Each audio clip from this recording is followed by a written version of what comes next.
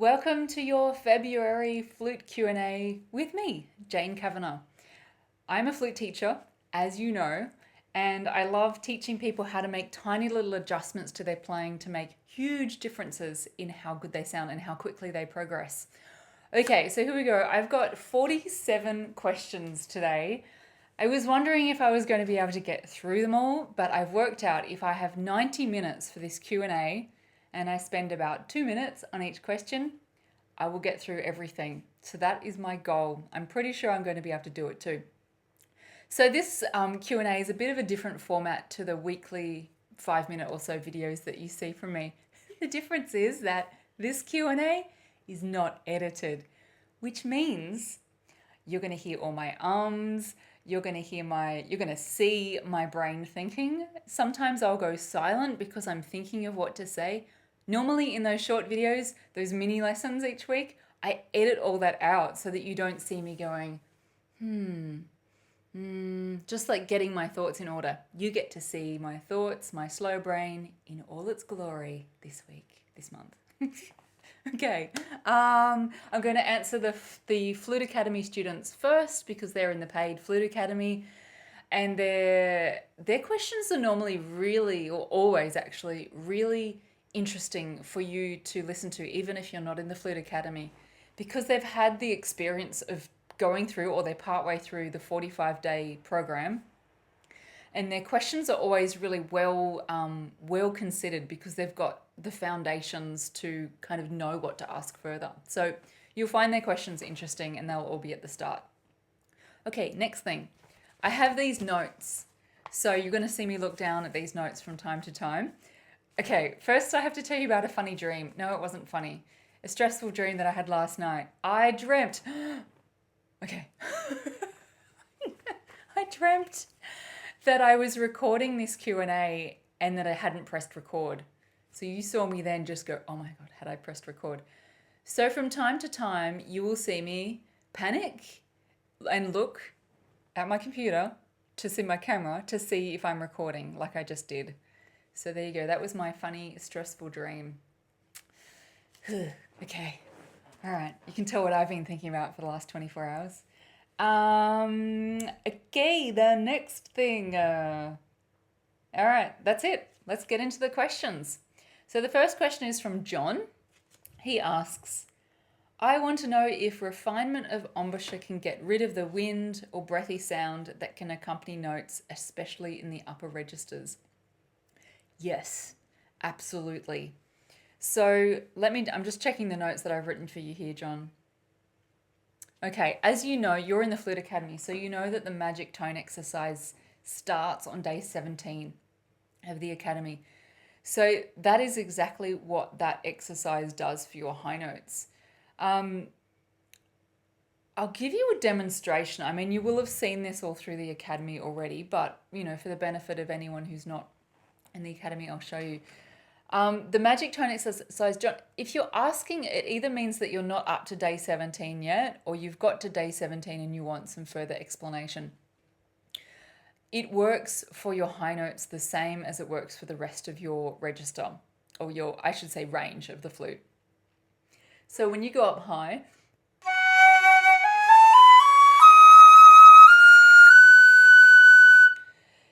as you work through the magic tone exercise, it refines your sound so that you get rid of all that air in that top register. Look, this is probably not the most enlightening answer for you, but if you've done the magic tone exercise already, I want you to do it again, but focus on the top register because yes, it will fix it. If you haven't done the magic tone exercise, you know what to look forward to. Okay, the next question comes from Zwanie. She said, I assume you're a she. Sorry if you're a he. Hi, Jane. I managed to play the low C, but it's not tongued. My tonguing goes quite well for the other notes. How do I tongue low C? So Zwanie, so there you go. That's my brain thinking slowly. I'm just reading the notes. Oh, you're in the Flute Academy, so I want you to do the day 40 advanced exercise. It's called crystal clear tonguing. And I want you to apply it to low C. So for the benefit of anyone who's not in the Academy, I'll show you what that is. Okay. So Zwanie, you might want to, when you do the crystal clear tonguing exercise, you might want to actually start it on low D because that's easier, and then work your way down to low C sharp and then low C. So take away your tonguing.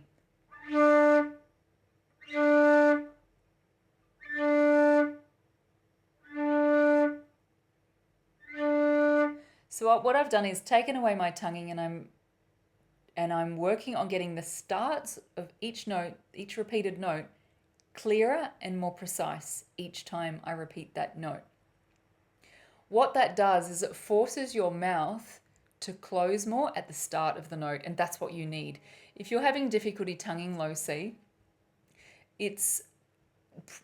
I would say it's definitely, I was going to say probably, I would say it's definitely because the beginnings of your notes are not precise enough. And the way to fix that is to take away the tonguing, clear up the starts of your notes by using the crystal clear tonguing on day 40 that I mentioned. Day 40? Yes, day 40. And that will clear up the starts of your notes without your tonguing, and then it will enable you to layer on the top tonguing so that your tonguing actually sounds clear rather than fuzzy or kind of clunky or whatever it's sounding. Okay, so there you go. The next question is from Shelly. Shelly asks, she says, "Thank you, Jane, for these Flute Q and A's. You're welcome. I'm interested, how long does it take you to prepare each one? I'm sure I speak for everyone that we really appreciate your time and expertise." Thank you, Shelly. That is so thoughtful. That's great. So here's a quick rundown. So firstly, Rachel, my glorious assistant, collates the questions for me. Then it takes me about 4 hours of reading and preparing the responses. It's a long time. Then I take about 3 hours setting up and recording. It might be a bit less today if I manage this in an hour and a half. Then I have someone work out the timestamps for me that you see at the start of every question so that you can quickly find where your question is. And then I spend about 2 hours uploading the video to my website, to the web page, and then adding in the words and all the links to everything. So you'll notice that I reference mini courses, pieces of music, and videos that I've recorded. So all the links are in there for you. So all in all, it's about 8 hours for each Q&A. Thanks for asking. Okay, John asks, "My biggest bugbear in flute playing over many years has been the second octave F sharp and how best to tackle it." Okay, that's interesting, John, because when you said second octave, I'm not sure, the second octave one is this one. But the hardest note on the flute is the third octave F sharp. So I'm wondering if you actually mean the third octave, but I'm going to answer you for both so that you find out what you need. Okay. All right. Okay. If you are finding the high F sharp, the third one, the hardest, that makes sense. I want you to go and need a pen. I want you to go and watch a video that I recorded about why high E is hard to play, because in that video I talk about high F sharp as well. I'm just going to make a note so that I can link to the video for you. Okay, link to high E video. Having said that, you're in the Flute Academy, so you're going to have a whole lot more information in the Academy than what is in that short video. You might want to watch it anyway, just in case. But I reckon that you're... Okay, so for anyone who's not in the Flute Academy, go and watch that video. I also want you to do the free mini course about how to make high notes much more easily, or it's the start of the proper way of playing high notes, which makes it easy. I'll link to that below. And John, for you, go and look through the high note module in the Flute Academy, and I want you to really concentrate on your high notes. The high note module is about high notes, but I want you to concentrate on the higher notes, so from high F sharp and above. So around high E, high F sharp and up. And that will really help you with getting that high F sharp. But you did say the second octave F sharp, so, and I'm pretty sure you know what you're talking about, so I suspect it's actually this one. If you're having difficulty with that F sharp, I think it's your flute, because that is not known to be a difficult note on the flute. If you have a look at your flute, when you play that F sharp, there's actually another key that closes as well, this one here. So can you see how that closes? Both of them have to be closing at the same, like precisely the same amount and at the same time.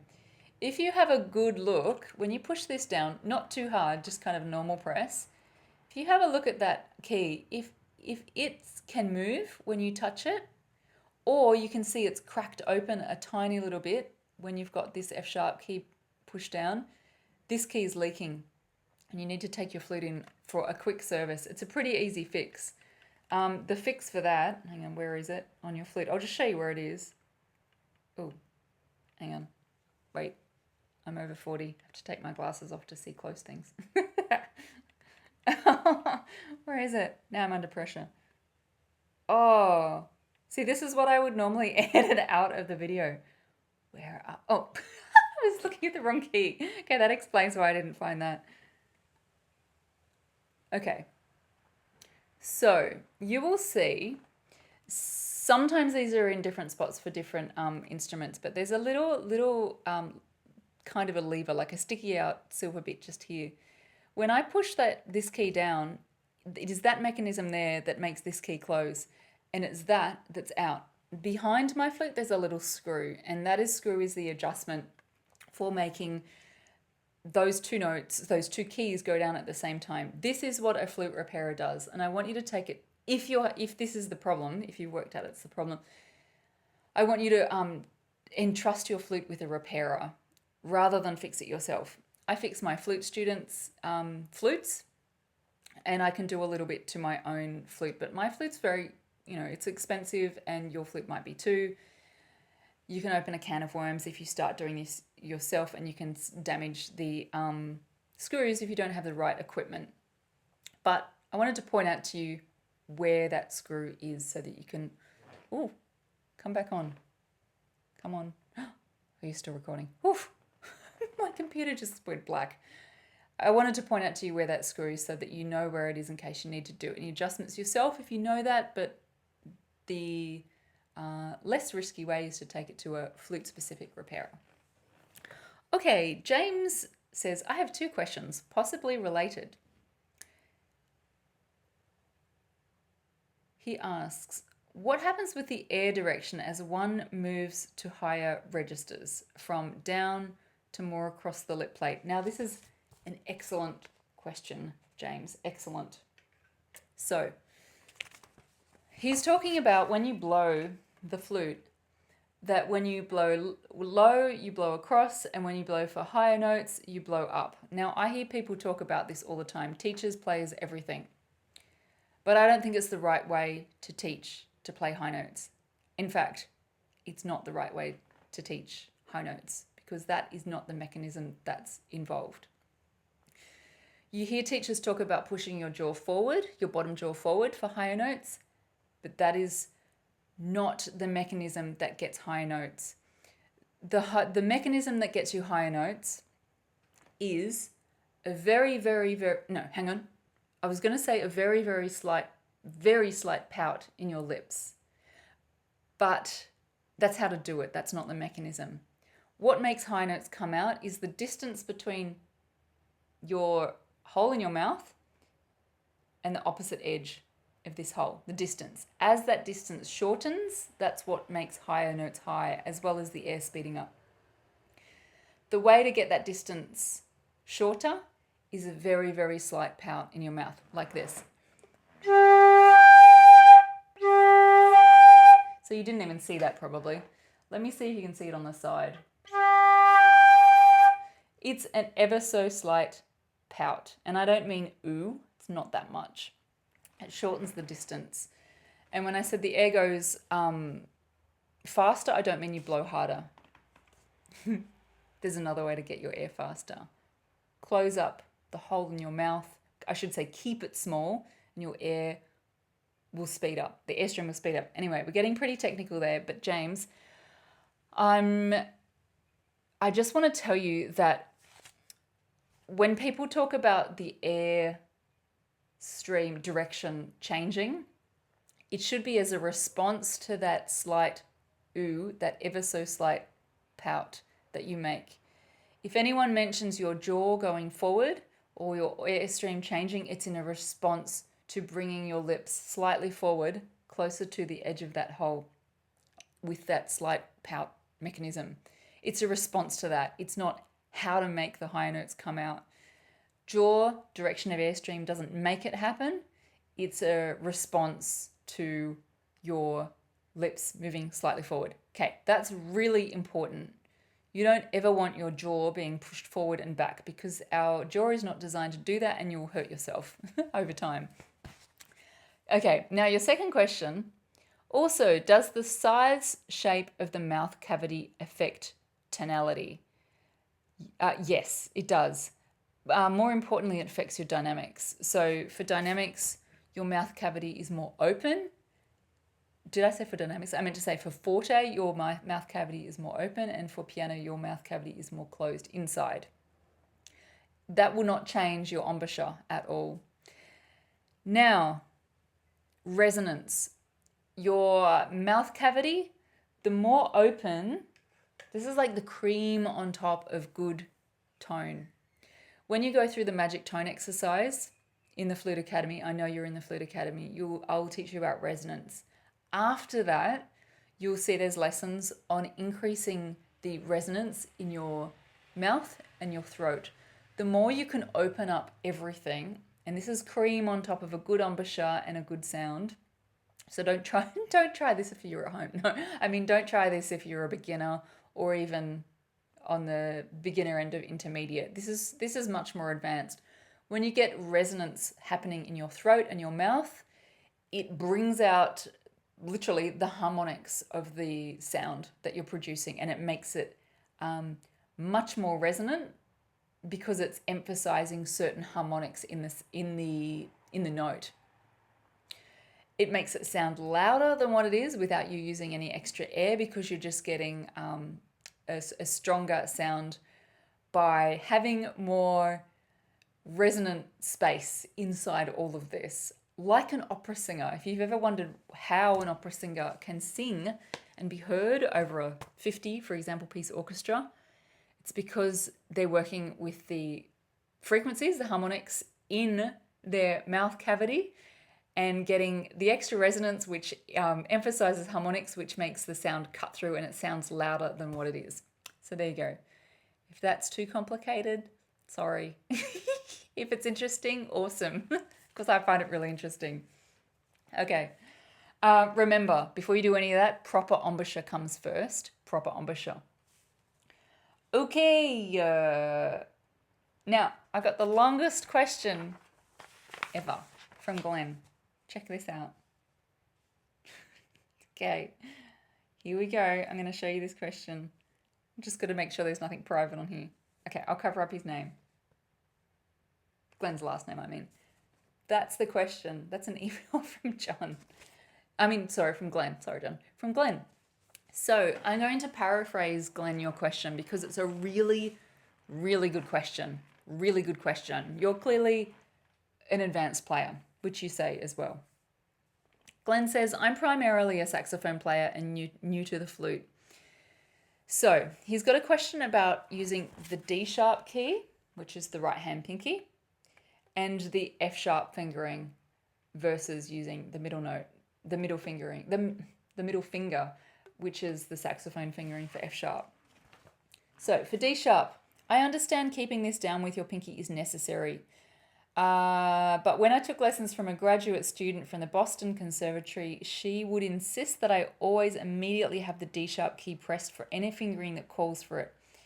She had just won a prestigious New England regional flute competition and kept telling me that judges wouldn't like it if they saw me cheating with my right pinky. Well, I'm primarily a jazz musician and not trying to win a competition, so I'm more interested in being practical and using that fingering when it really matters rather than being so strict because these are the rules. I love this question. You ask any pro flute player and I reckon they'll say the same or not any pro flute player, most pro flute players, and they will say the same as what your obviously excellent graduate student teacher told you. But I see where you're coming from. And this has made me think even harder about this question. I did a video about is the right hand pinky necessary? And in that video, I talk about consistency. It's because when you're learning the flute, you want to have one fingering that your brain knows. You're fingering, for example, E with your pinky on, F, pinky on, G, pinky on, one fingering, because then when you're playing faster passages, your brain doesn't have to make a decision. There's no working in the background of your brain to say, should I have my pinky on? Should I have it off? It just knows in your body which fingering to go to. However, you're a different case. You have habit already built into your body from being a saxophone player, and the habit is to have your pinky off. So you're a different case. If you start training your body to have your pinky on, you're going to give your brain options, and you don't want options. Just give me a second. My internet is going funny, and it's going to chew up the juice in my computer battery. You also notice that I can't do two things at once. Okay, cool. I just had to turn my Wi-Fi off. There's more for you, Glen. Your observations are all correct. What your teacher said about you'll be hold over the coals for not having your pinky on when you're in a flute competition. 100% correct. You would be. But like you said, you want to be practical. You've got the experience behind you. So I'm not going to say to you, you don't need to use your pinky. I'm going to say to you, all your observations are correct. Some of the notes it makes a difference for, and some of them they don't. And you've worked very clearly through in your email about which ones you're prepared to accept having it off for and which ones you want to keep it on for. Do what you've written to me because you're clearly thinking. Okay, so a couple of things that you've said. For trilling D to E, I don't even bother with trying to press the D sharp key. You're right. You don't. For the trill fingering, you're absolutely correct. This is D to E trill. Pinky's off. So it's not even a shortcut that you're taking. It's totally correct. For a quick turn on D,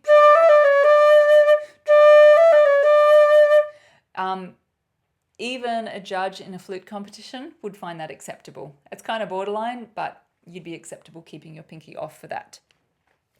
Okay, now I've got a great example for you.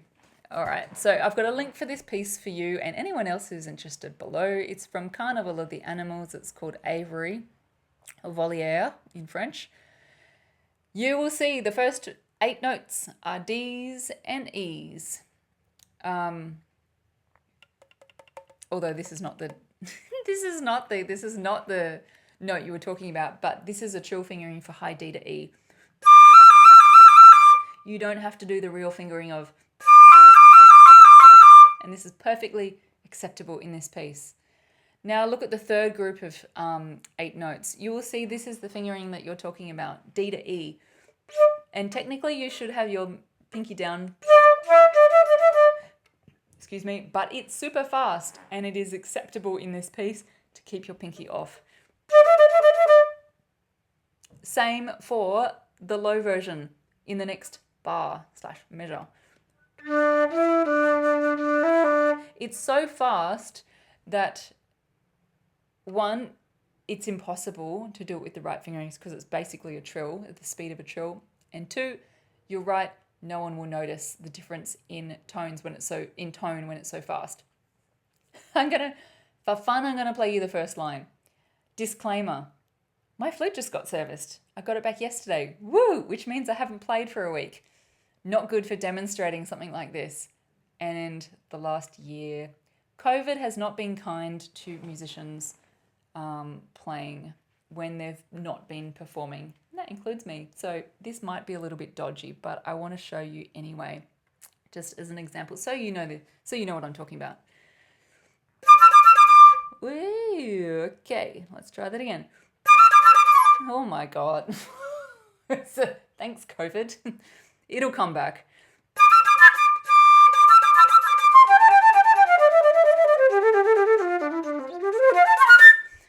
that was terrible. I'm so embarrassed. Let me do it again.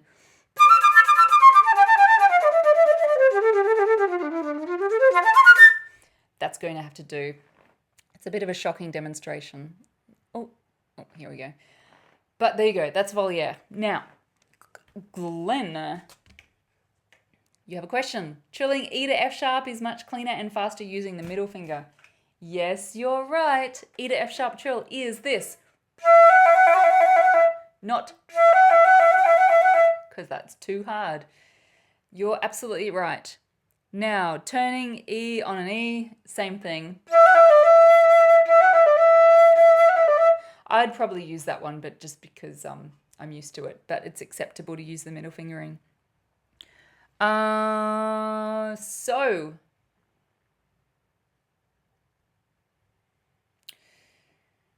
you've made a point about who's going to notice. You're right. I would notice if I was sitting in a concert and you were playing saxophone and then you switched to flute. No, even better. If I didn't even know you were a saxophone player and you picked up the flute and played, I would watch you play and I'm like, oh, he's amazing. I'm like, he's a saxophone player. Because I'd see you use this and I'd see you not use this. But like you said, you're not going for any competitions. And like I said, you have already got the habit in your brain of a certain fingering, and for some fingerings with this off. Now, that's probably going to be controversial among other flute teachers if they heard me say, leave your pinky off. But if you learn to put it on, you're going to spend so much time learning to put it on when your brain has already got the other one as a habit. So honestly, do what works for you. Fully just do it. You're not going in any flute competitions. Just do what works. You have to put up with like people like me in the audience going, you got the wrong fingering for F sharp. Okay. All right. Next question is from Leslie. Hi, Leslie. In this virtual world we are in, music for virtual church has to be recorded, often with a CD accompaniment. When I play, to my ear it sounds clear and true, but my mic seems to be picking up breath. I'm using an iPad and a Shure round mic. Any suggestions for those doing home recordings? So I almost have no idea, Leslie. I am not a recording engineer by any means. I'll show you what I use and I'll show you what I've noticed. I think we have the same microphone. How cool is that? Sure, that's the brand that Leslie just mentioned. I'll tell you what I've noticed. Two things. Your microphone might be too close to your mouth and picking up breathing sound or blowing sound. The second thing I've noticed is that this mic is a direction mic. So it's very direction focused. So you'll see that when I'm talking into it like this, it picks me up. But if I do this, it doesn't pick me up so well. So you could have this mic in a position where you're blowing straight into it. So see if you can put it to the side, because you're recording your playing, not your speaking, and your sound will come out from your whole flute, not just your sound doesn't come out here, it comes out from the whole flute. So move the mic away from your mouth so that it's picking up the sound of the flute but not picking up breathing sound. There you go. I think I answered. I shouldn't have said that I was so bad at these. I shouldn't have said that I had no idea, because as I answered that question, I'm like, actually, I do know. I do know what I'm talking about when it comes to microphones. This microphone anyway. So hopefully that helped. Okay, Raelene says, I play alto flute. Are there any special techniques for this instrument, or do your techniques pretty much translate? Yes, they pretty much translate. Alto flute, as you know, is in a different key. It's in the key of G, not in the key of C like this flute. Basically, the only difference with alto flute is that you just need to blow a little bit more gently. I love the alto flute. I remember playing it when I was at uni. I remember playing the alto flute in The Planets by Holst, and I just love it. And every time I hear that piece, it reminds me of playing the alto flute. I've played it since. I just can't remember what I've played it in. That's it. Simple question. Simple answer. YunChi says, I have been struggling playing F, both high and low. I looked around and it doesn't seem like anyone else mentions this. I saw your video for why high and F sharp are hard, and I can play those fairly easily on my flute. I've also learned that my flute doesn't have the split E mechanism. I wondered if this is a possible cause and how should I overcome this problem? Okay, split E mechanisms don't affect F at all. High F, low F, middle, everything. Not at all. So the fact that your split E mechanism, that you don't have a split E mechanism doesn't affect your flute. Also, I found out literally yesterday when I picked up my flute from my flute repairer, that the Australian flute market loves split E mechanisms. And because of that, I thought until yesterday that split E mechanisms were on most new and good flutes that you buy. Turns out the American flute market doesn't demand split E mechanisms like the Australian one does. So you can get really good flutes without split E mechanisms. I did not know that. So there you go. I don't know about Europe and England, but I just found that out about the US market, flute market. So split E mechanisms don't affect the F. If you're having trouble with F, but you said you can play high E and F sharp, well, I would suspect it is not a problem with you. It's a problem with your flute, and there's a way to tell if it's your flute or you. So when you play F, you'll notice that the key next to it goes down as well. Those two keys and this one up here have to move simultaneously and very, very precisely. If you close this key and either this one or this one doesn't exactly close, your F's not going to come out. Now, you can have a problem with F, but as soon as you put this finger down for E, this key also pushes this down and it can overcome any problem you have with that key not being aligned properly. So that's why you can play F. Sometimes you can have difficulty with F, but not E, because E just overrides what's going on here. Have a look and see if you can work out if those keys are cracked ever so slightly when you play your F. And if so, you need to take your flute to a good flute repairer.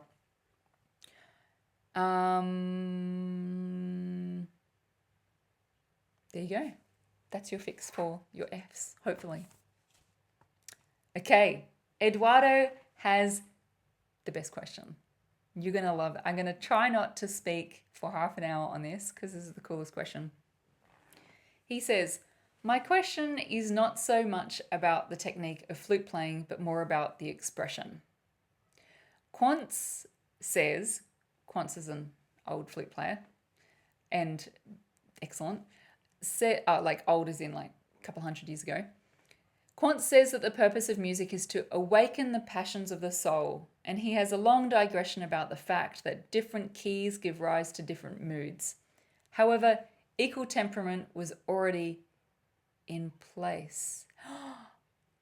Oh my God, Eduardo, I just realized something. Okay, I'm going to explain to anyone who doesn't know what equal temperament is, I'm going to explain that in a second.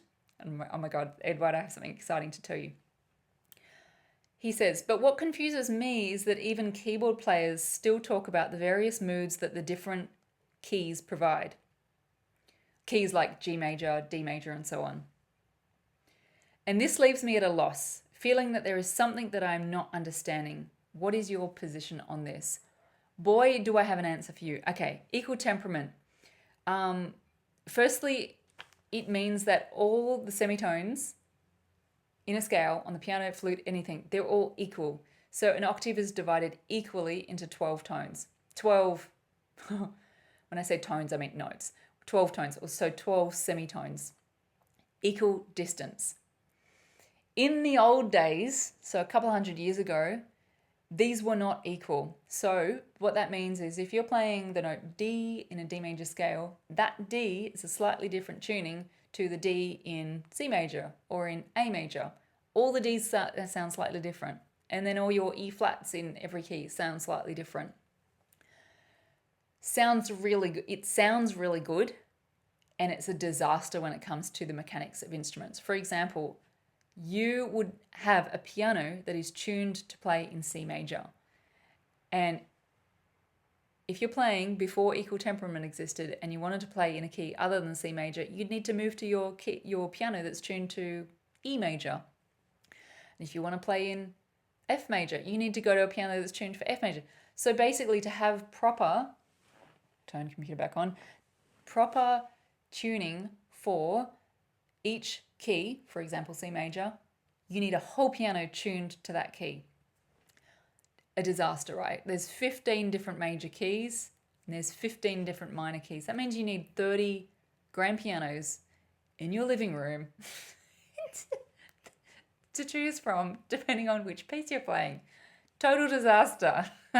So equal temperament was invented, excuse me, hang on, water.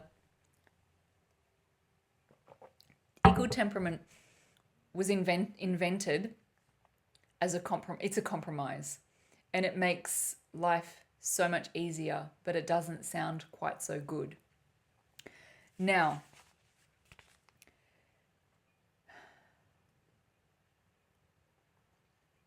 deep down, we all know that equal temperament that we use now, that's our tuning these days, we know that it's a compromise, because if we were to sing, even someone who does not have musical training but has a good ear, they can sing in tune. If you sing a chord with a group of people, you will adjust your tuning to sound in tune. You will be adjusting your pitch slightly differently to be like the tuning was before we had equal temperament. This is really handy to know certain scale degrees in a scale have different tuning depending on what key you're playing in. So for example, if I'm playing the flute and I know that I've got the major third of a chord. So say we're playing in the key of D major and I've got an F sharp and it's a chord. I know that F sharp is going to sound more in tune if I slightly flatten it. It's just the nature of a major third, and each scale degree has a different nature to it. It's really handy because I know I can prepare for that and I can make that note slightly flatter so that it sounds in tune and it sounds more, I was going to say beautiful, but basically it just sounds in tune. Now, I learnt, Eduardo, I was reading up on this before I answered your question. You said equal temperament was already in place when Quantz wrote his Treatise book. I don't think it was commonplace. I actually, from what I've read, I don't think it was common in that period of time yet. So we're talking a couple of hundred years ago. It became common later. And so I think that explains what Quantz said in his book about different keys. What did you say? Give rise to different moods. Now, second part to your question, which is the bit that I love. Players now. So stringed instruments and to some degree flutes, as you mentioned, can adjust pitch. But piano players cannot adjust pitch at all. But still you have piano players say, oh, D major sounds much more bright than A major. Or you might even hear them say F sharp major, playing in sharp sounds much more bright than playing in flat. So F sharp major sounds brighter than G flat major. F sharp and G flat are the same note in equal temperament, the same note. On a piano, they're the same note. Eduardo is saying, how can that possibly sound different when it's the same note? The answer to your question, Eduardo, is I have wondered the same thing. It is a mystery to me. But I have something that might shed maybe an answer and definitely some entertainment for you on this issue. There is a book you should definitely get. It's called How Equal Temperament Ruined Harmony and Why We Should Care. It's by Ross W. Duffin. I'll put a link below this so you can get it if you want, or you can get it from the library. I read this book ages ago, so I can't remember if it answers your question directly, but I tell you what, it awakened, to use your word. Did you use the word? Yes, awakened the passions of the soul. It awakened in me a fascination with equal temperament and everything that came before it and how we deal with it now. You'll love it. Okay, there you go. Next question is from Carol. When I practice my major scales, I don't look at the music. Good on you. As I am playing a scale, I'm always thinking about the particular note I'm playing, but when I try to speed it up, I sometimes can successfully play the scale, but in my mind I lose track of the particular notes I was playing. So then that kind of upsets me in a way, because I'm not sure of what I just played, even though it sounded correct. Am I approaching this incorrectly? No, you're not approaching it incorrectly. It sounds great what you're doing. So let yourself go onto automatic pilot with your scales.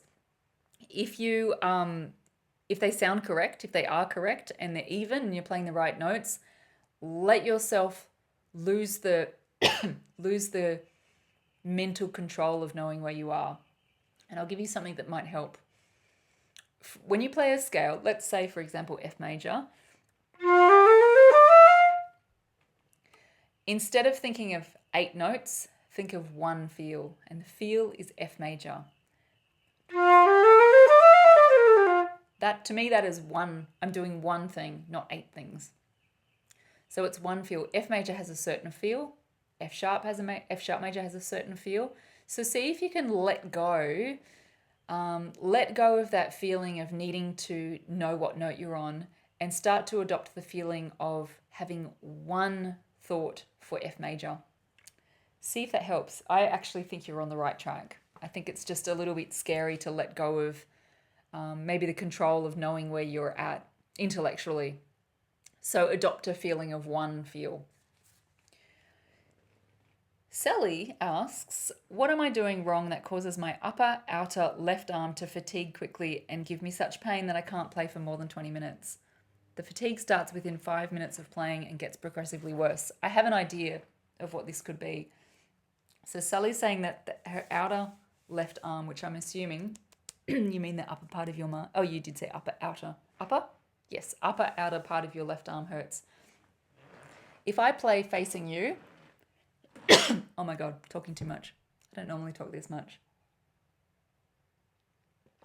I might actually try speaking softer so that my voice doesn't go funny. I'll put the microphone a little bit closer. I'm actually going to speak more in my normal speaking voice and see if this helps my voice. Okay, so Shelly, if I face you, my shoulders are facing you, and I put my flute up, my left arm becomes squashed against my body. Excuse me. That was very rude, sorry. I think this is what's causing your pain. I want you, whether you're standing or sitting, it doesn't matter, to face the rest of your body to the right a bit. So keep your flute facing forward and your shoulders will open up to the right. This will relieve pressure on your arm, and I think that's going to help your pain immensely.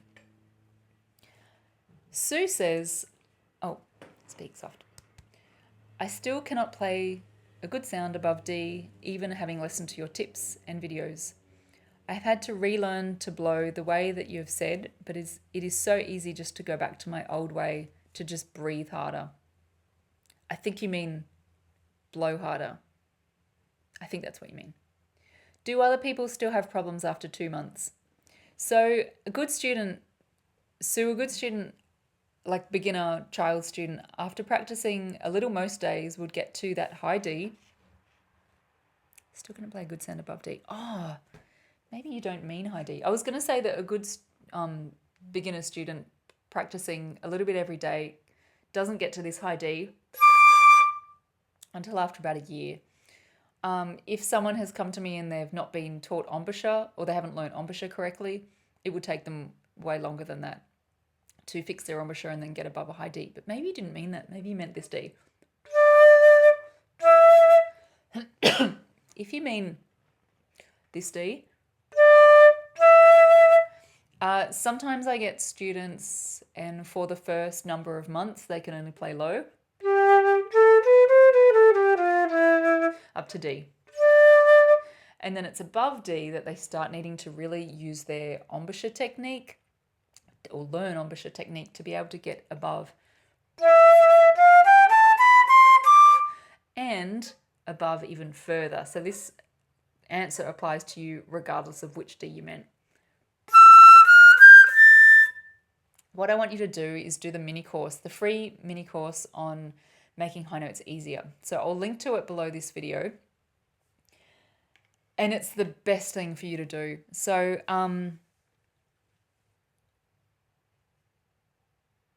I also wrote a note for you. I wrote blowing harder. Oh, yeah, that's what I was going to say. So I want you to learn proper high note technique, and that mini course shows you the start of that technique. The Flute Academy goes into way more depth and about how to get way more control and for higher as well, but the mini course starts you off. But the other thing I was going to say, oh my gosh, sorry.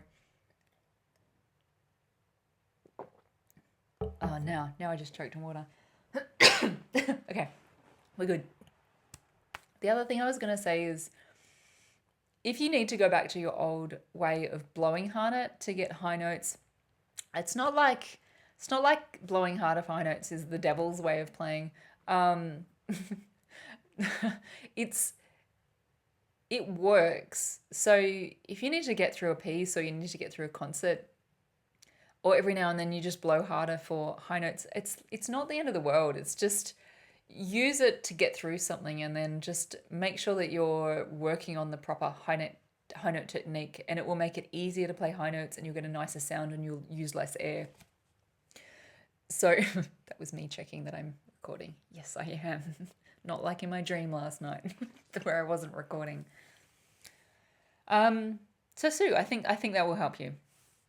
Okay, Gerard says, do you readjust your flute length when you play? After playing for a few minutes, my flute warms up and the sound changes, making me be out of tune. I usually extend the head joint a little bit. When you play with a group and you play for a while, then stop, then play again, the flute warms up and cools off again and again. How do you manage to stay in tune? This is a great question. When your flute is cold, even if it's a really cold morning, it will warm up in about 5 seconds. So it will only be out of tune for the first 5 seconds or so when you play, which means that I think that the problem that you're having is not related to the temperature of your flute. I suspect, this is an idea, and have a think about this idea and see if you think this applies to you. I think that maybe when you start playing, or even when you play a tuning note, or you play,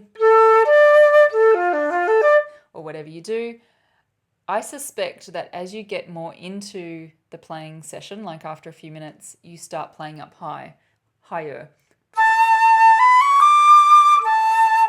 The flute is naturally sharper the higher you go on the flute. As you become more experienced, you learn to compensate for that so that you can play in tune the whole way over the flute. But if you don't do anything, or you don't have the experience to do something, you'll be sharper up high.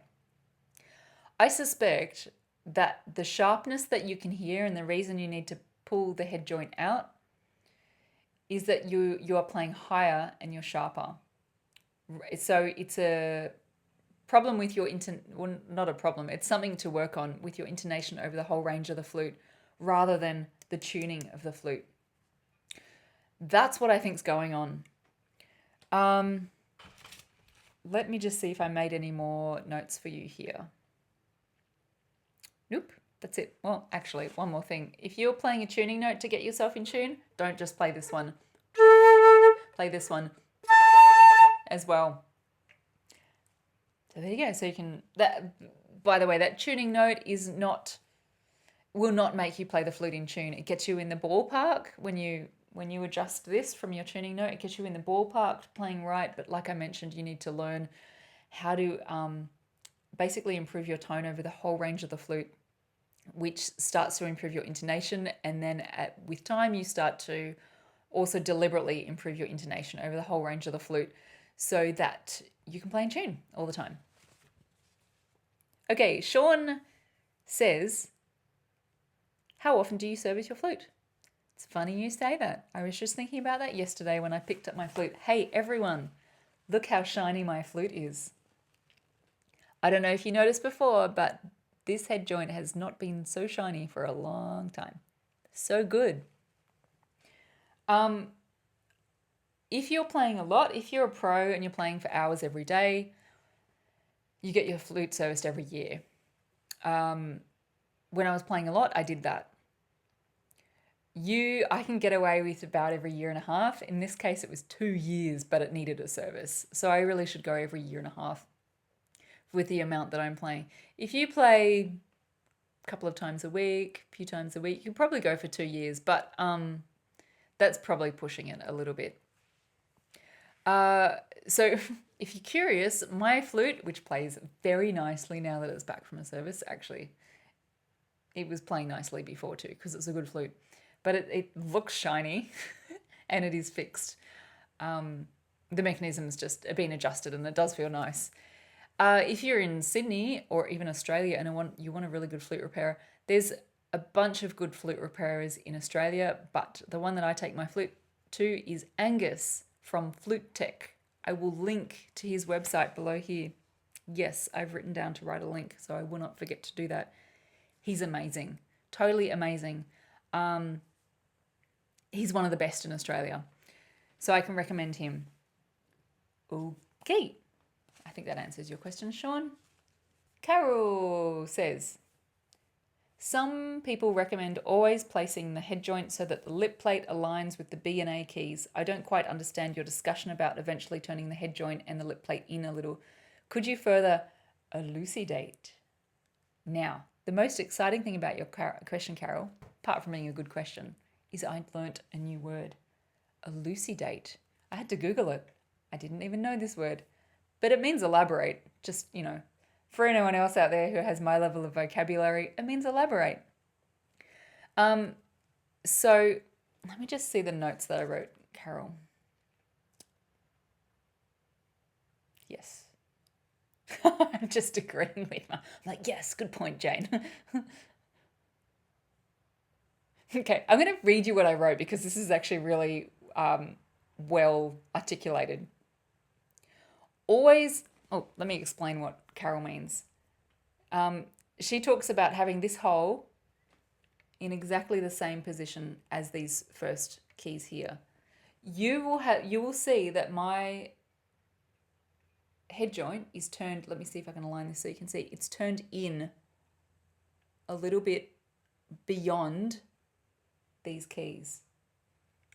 Actually, my marks come off from getting it serviced, so I think it's actually turned out a little bit. Okay, so I have it turned in beyond these keys, like turned in this way, so towards me a bit more. A little bit out. Okay, cool. What I'm talking about is I have a texture mark on my flute, and because I just got my flute serviced and it got shinied up, the texture mark on that one's come off and I haven't put it back on yet. Okay, so Carol, always aligning the way you said is a good start, and you may stay that way forever. A lot of good flute players turn the head joint in a little, but that's not what makes you good. As you know, that's not what makes you good. They turn it in because they need to. It's the alignment that works for them and their more refined way of blowing. So staying in line, as you said, is fine, but just don't go further out than that inline point. So I hope that helps. I think I really like I really like that. Well, I think I articulated that very well. So hopefully that answers your question. So Jim asked a question a couple of months ago about why is it hard to play the flute on a cold morning? Like there's resistance there. And I said to Jim in the Q and A, don't think it was the last one, I think it was the one before in December. I'm like, yes, I know what you're talking about. In piccolo, playing piccolo in a marching band on a winter morning outside, not snowing or anything. Actually, it was frosty. It was 0 degrees in Celsius. For any of you in the Celsius world, freezing point. I was playing piccolo once in that temperature outside. But normally it's not that cold. It's just cold, but not freezing, literally. And it's so hard to play piccolo, and I've wondered the same thing as you, Jim. So I got in contact with a musical instrument acoustics professor that I used to work with at UNSW, which is University of New South Wales in Sydney. I used to do research with him there, which is why I kind of like this stuff, because I've done some work in musical acoustics research as a musician, not as a physicist like this guy is. And he was stumped. So he got back to me, Jim, I hope you're watching this, Jim, and gave me an experiment to do. He said, I want you to suck on ice so that your lips are cold and then play. Does it replicate the issue? Because he thought maybe it was a physiological thing. And it didn't. It's not having cold lips. So I got back to him and said that, and he went, oh my God, I'm stumped. So he's really keen to get to the bottom of it, but basically neither of us know. And he's pretty high up there in the world of musical instrument acoustics. He's among the top in the world. Someone's got to know the answer, Jim, but I don't know what it is. I think it's just a curiosity. But did you know that now every time I play my piccolo in the marching band outside and it's cold and I feel that resistance, Jim, I don't know you, but I think of you. And I'm like, here's that problem. What's going on? So there we go. Rod says, I do have a question for you, Team Jane. Aw, thanks, Rod. Team Jane is me and my assistant Rachel, who is also a flute player. Rod says, I have COVID and don't feel sick, but have not played my flute for over a week. I'm in quarantine right now. Excuse me. Just had to turn my computer on. When I do start playing again, how would you suggest I begin? I'm afraid to play now because of COVID. And do you have any tips on COVID cleaning? Firstly, I'm glad you don't feel that sick, or sick at all, you said, which is, I'm glad, Rod. I'm just glad. So when my flute was serviced, I didn't play for a week until yesterday. And when I played yesterday, I felt my mouth getting tired. But it didn't matter because I know it'll just come back. So for you, I suggest the same thing. When you start playing, again, just take it easy. Don't push yourself. If you are sick, I mean, that's doubly reason to not push yourself. But try to just play. And if you need a break, take a break. Play more, take a break. So just get back into it and it will come. As you fatigue, give yourself a break because you don't want to go tensing up to force anything because that will just create tension, which you don't want. So just play. That's it. And it'll come back to you. As for the COVID cleaning, I honestly have no idea about the virus and how long it stays on metal. I don't know if anyone has a definitive answer to this since it's a new virus.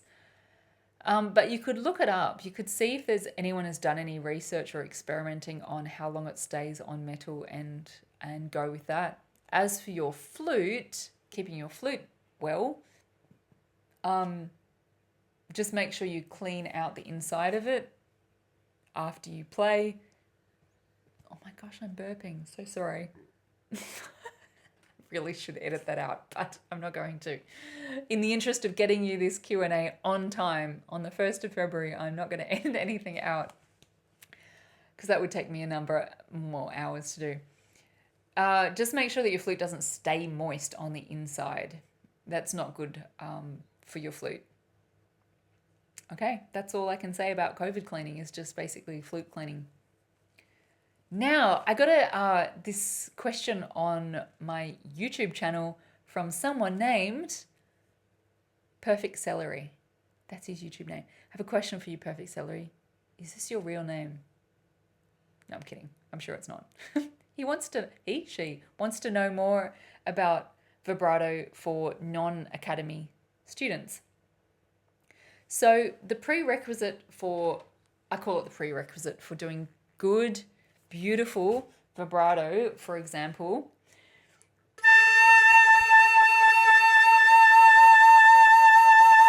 is to have free-flowing air, tension out of your body, and breathing that is free enough that you can use your whole body, not just your chest, to breathe. So it's only when you can do all of that that you can get beautiful. Sorry, perfect celery, my computer just froze. If you don't have the expansive breathing, the relaxed and open throat, and the relaxed body, and if you try to layer vibrato on top of that, it's like building a building with dodgy foundations. Once you build a building on dodgy foundations, it's dodgy, it's unstable, plus it's really difficult to fix. Which is why I'm hesitant to ever teach vibrato to someone before we learn those three things: the open throat, the relaxed body, and the full breathing. Which is why in the Flute Academy, vibrato is one of the last things that you learn in the Flute Academy. It's on day 43 out of 45 days.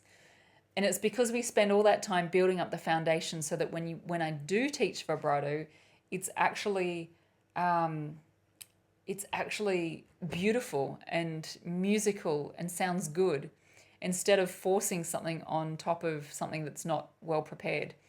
If you do force vibrato, or you even learn vibrato, what you think is learning vibrato, and you don't have those foundations, flute foundations, as well as building foundations in place, your vibrato ends up sounding something, am I recording? Yes. Your vibrato ends up sounding something like this. So that was me tensing up and then trying to force vibrato on top of it.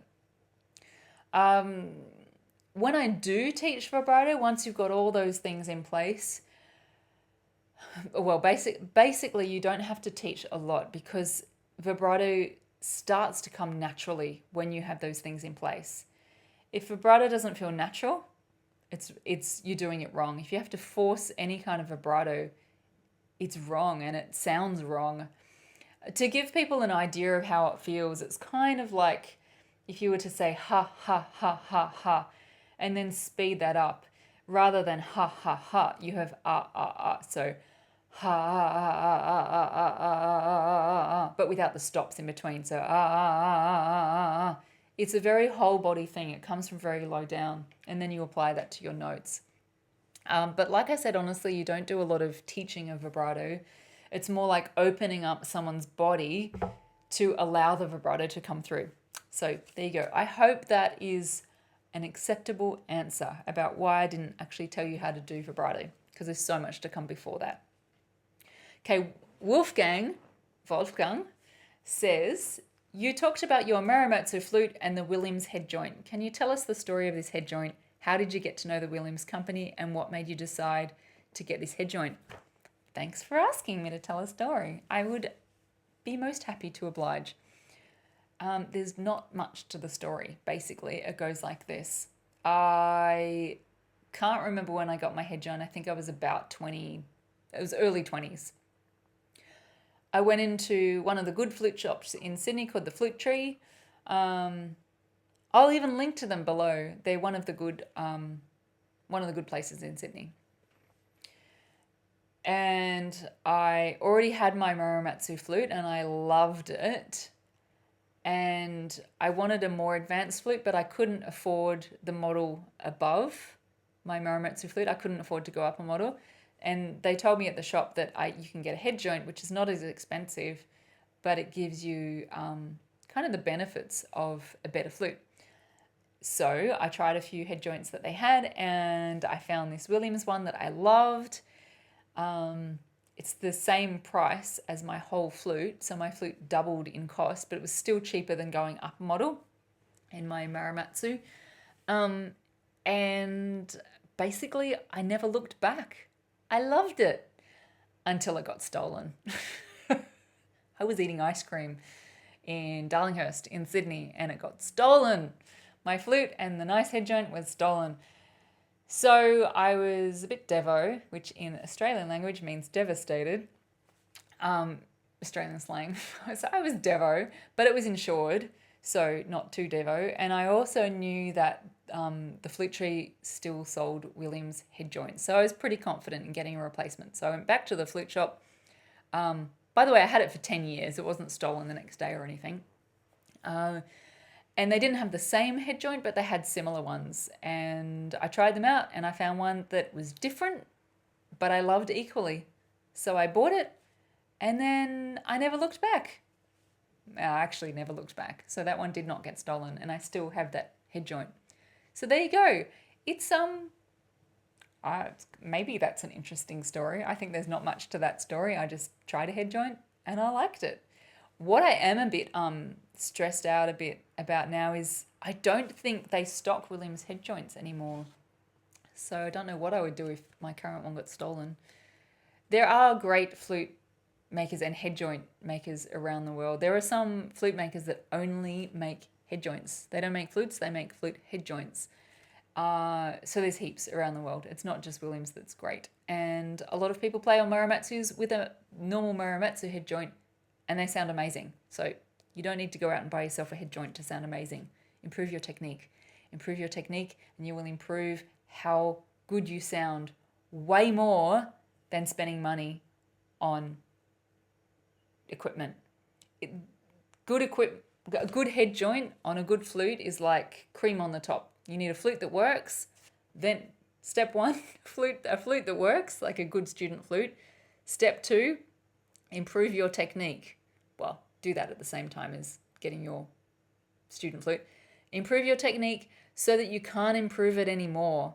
And that is where you should upgrade to a more expensive flute. So there you go. That's it in a nutshell anyway. Anna asks, how can I get the lowest note?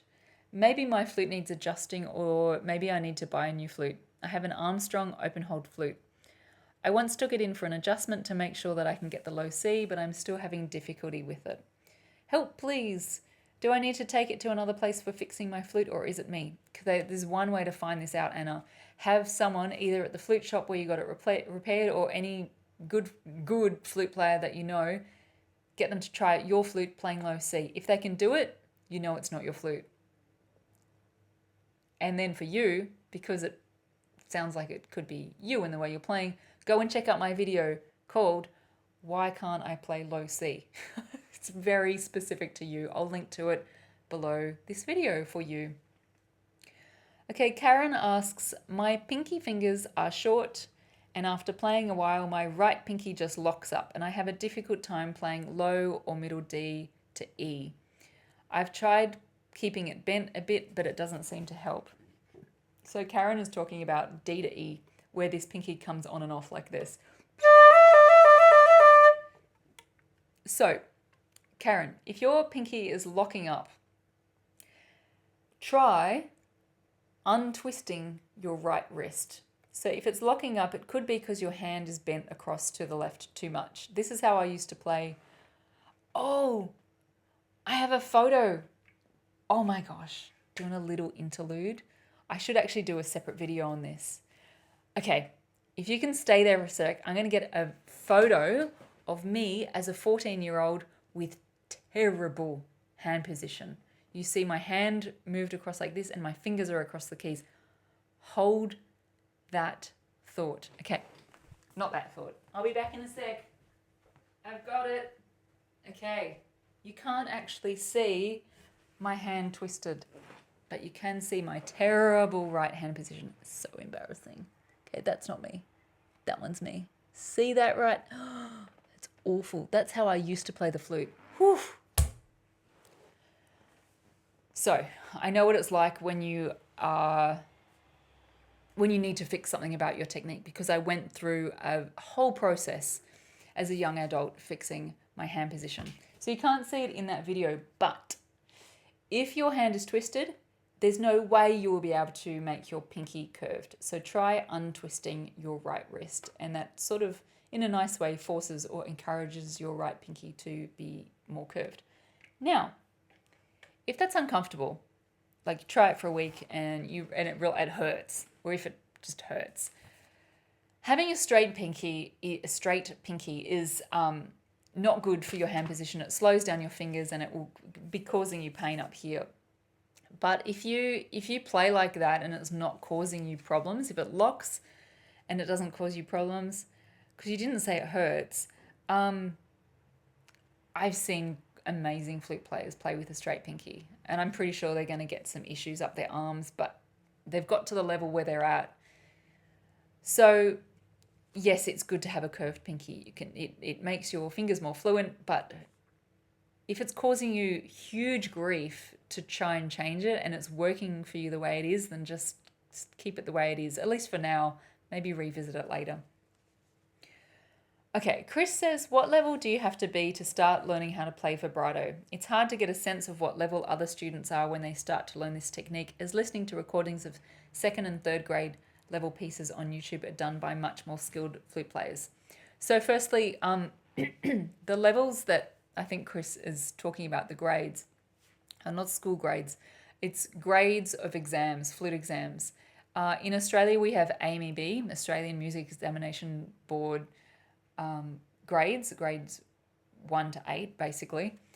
In England, and it's actually an international thing, is ABRSM, flute exams, which is Associated Board of the Royal Schools of Music. It's British-based, but it's international, grades 1 to 8. So that's, I'm pretty sure, Chris, is what you're referring to. So second, third grade level pieces. Now, basically, in those exams that I just talked about, it's never expected at a second or third grade level. Vibrato comes more easily to you, like I was talking about a few questions ago with, Perfect Celery. I love your name. Vibrato comes much more easily to you the better your posture, and I don't mean being straight posture. I mean, the better your alignment is when you play the flute. It comes easily, it comes more naturally. So it starts to be expected up around grade 5 and above is where it starts to be expected, but it's never expected to be fully developed until later grades, like grade 7, 8, and beyond. So there you go.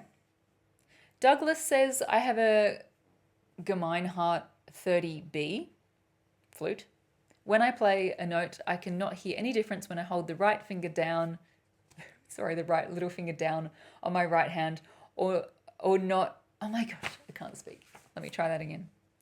Douglas says, I have a Gemeinhardt 30B. When I play a note, I cannot hear any difference when I hold the little finger down on my right hand or not. I've even tested it on a tuner and there is no difference. Why do we hold it down? It's for consistency so that your brain doesn't have to make a decision about whether it's on or off. And there's a great video on this that I made, which I've linked to below this video, Glen. Glen? Douglas. Sorry, Glen. Hi, Glen. I meant Douglas. Okay, Leanne says, one teacher years ago told me to let the wind enter my mouth before exiting to play on the flute head.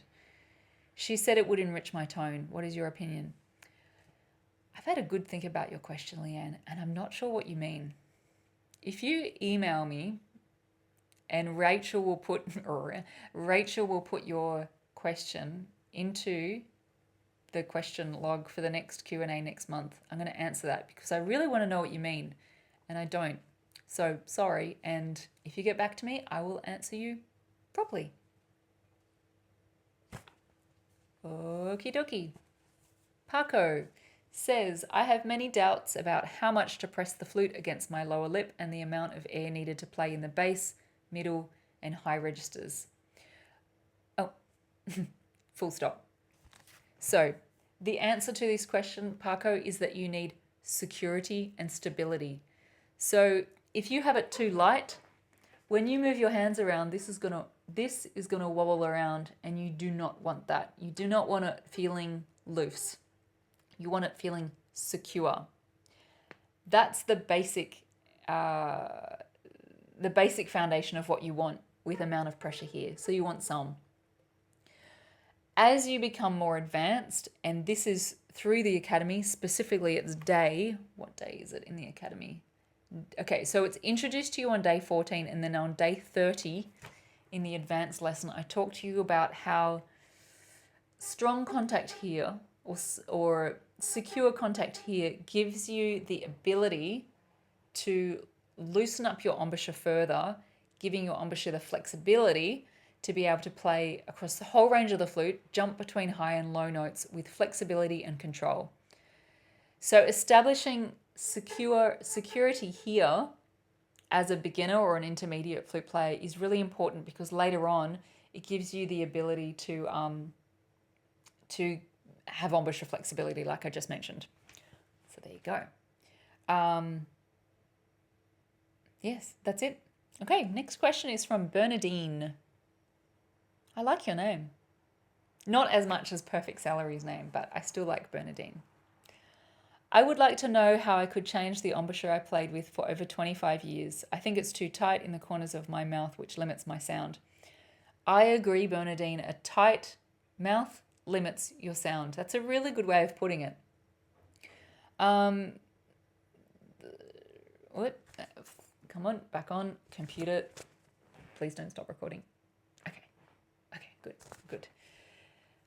Honestly, Bernadine, the best advice for you I would have is to join the Flute Academy, because it step-by-step works you through improving your embouchure. Because what you want to do with your embouchure to get out of 25 years of tightness is to incrementally, gradually, bit by bit, loosen up your embouchure and still keep your good sound.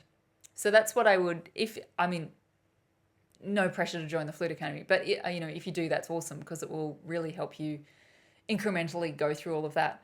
If you don't, basically what you need to do is ever so slightly relax your embouchure while keeping the good sound that you have. I mean, I know you said your sound is limited, but don't lose sound quality when you slightly relax your embouchure.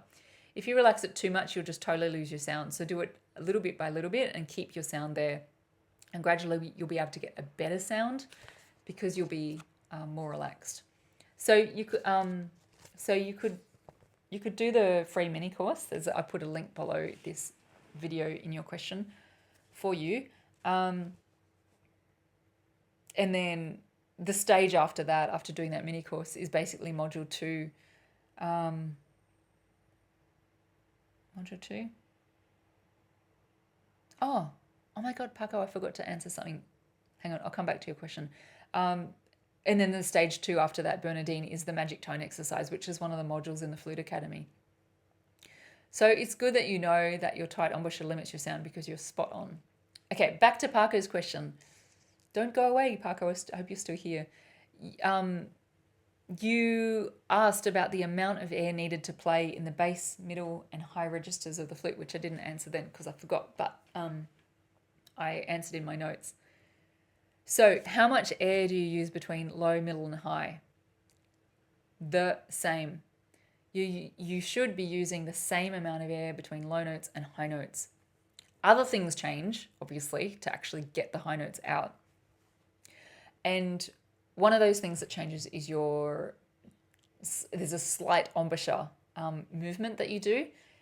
And I introduced you to it in the high note mini course, which is free. I've linked to it below for you to do. And then the next stage after that is module 2 of the Flute Academy, which develops your high note embouchure technique. So hopefully that free mini course on high notes will get you going on the right track. Not hopefully, it will. It definitely will. Which is why I made it, because it is so good. Okay, Naomi, she says, I've recently started flute. I'm having a problem with the air. I don't know if I'm blowing too hard, but I run out of air easily. My question is, how can I work on the air, and what is the right way to blow on the flute? Okay, Naomi, there's one major reason why you run out of air on the flute, and it's if you have too big an embouchure hole. I'm going to do a little demonstration for you. So I'm going to play just the first line of something called Pavan, which I'll link to you below because it's a really nice piece. And I'm going to have a small hole in your mouth, and you'll see, even though I'm sitting a bit awkwardly, you're going to see that I'm going to get through the whole phrase pretty easily.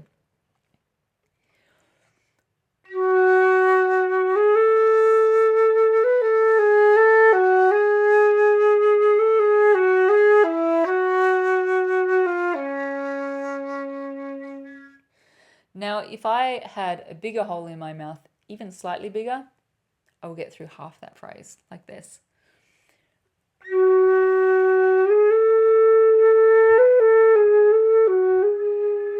There you go. That's what a big hole in your embouchure does. It significantly reduces your ability to get through a phrase. The secondary reason for running out of air is if you're blowing too hard, but that's not the primary reason. So best thing you can do is do the free mini course on tone. I have linked to it below for you. Okay, did I tell you I also linked to Bhavan because it's a cool piece? Okay, Rosalind says, how do you tongue correctly? So Rosalind, I'm going to show you an exercise that is taken, hang on, let me try that again. It's taken directly from day 37 of the Flute Academy. And I'm going to show you the start of this exercise now because it's going to totally get you on the right track. The exercise is called the fundamentals of correct tonguing. The fundamentals of correct tonguing. The fundamentals of correct tonguing, which it sounds like you're asking because you are wondering how to tongue correctly, is that your tonguing is in the same position as when you say in English the words ta or da. So the start of ta or da, it's the same thing, uses the tip of your tongue. And I want you to feel the position that it's touching in your mouth. It will be slightly in forward of the ridge on top of your mouth. So slightly forward of that ridge and not quite touching the back of your teeth. So in between that ridge and your top teeth. So say ta, ta, ta, and you'll be able to feel it again. You can say ter, ter, ter as well, but I tend to avoid T because it encourages smiliness and tightness in the embouchure, which we don't want. So ta or ter is a good way to say it, or da or der. I'm going to demonstrate something for you. Okay, so it's a piece called Bedinari. It's by Bach. It's pretty famous. I've linked to this below because it's a cool piece as well. When you have tonguing in that correct position, it will sound crisp, like this.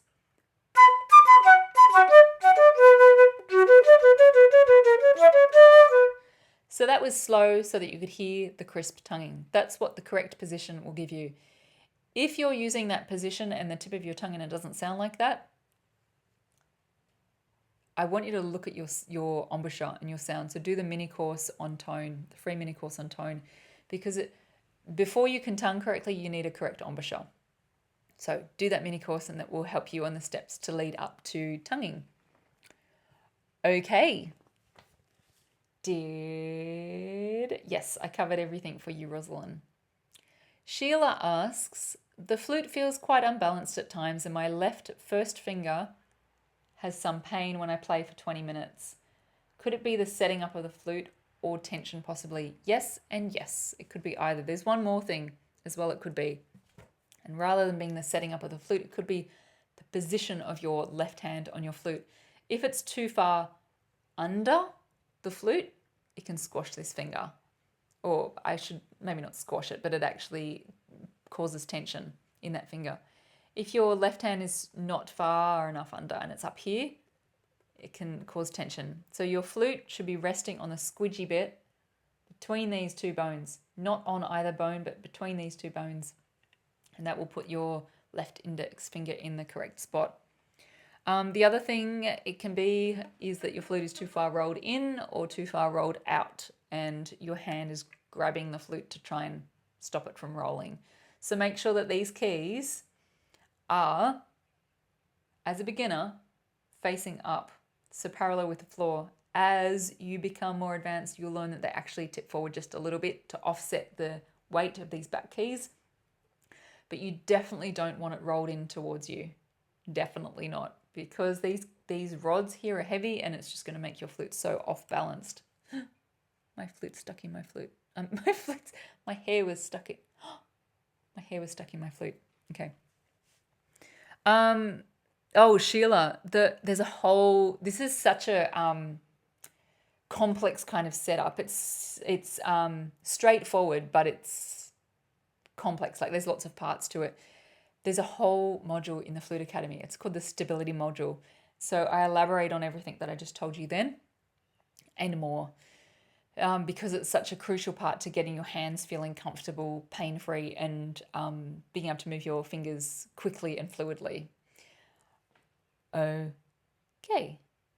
Anna asks, I seem to produce huge amounts of saliva and I think it affects my sound. Sorry, just put my flute down. So over a few pieces I have to take off the head joint and dry it. Does it really affect my sound or is it my imagination, and how can I resolve it? So it's a good question. Condensation inside the flute doesn't affect your sound. You will get more condensation on the inside of your flute on a humid day. And the most humid day of all is a rainy day. So you'll notice that your flute dribbles more on a rainy day. I